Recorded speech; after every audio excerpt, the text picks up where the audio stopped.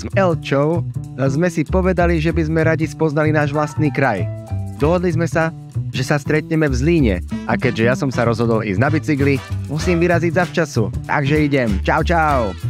Popri Váhu je v celom Trenčianskom kraji Vážska cyklomagistrála, ktorá je nerušená dopravou a je v príjemnom prostredí. Po pár kilometroch odbáčam a napojím sa na cyklotrasu Bevlava, ktorá prechádza hranicou medzi Českom a Slovenskom. Je to ťažká pohodička.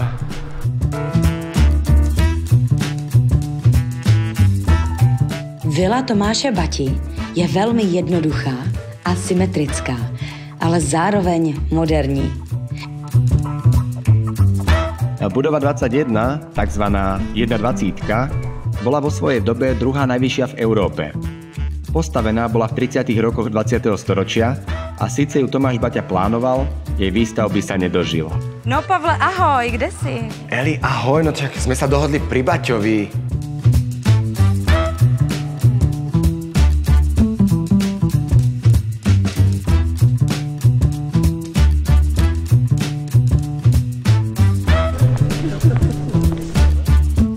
To je tá najväčšia budova vlastne. Čo tu bolo? A to bol sklad Topánok.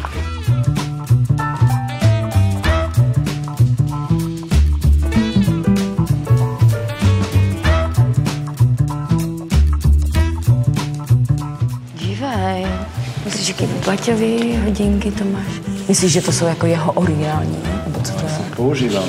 Hustý.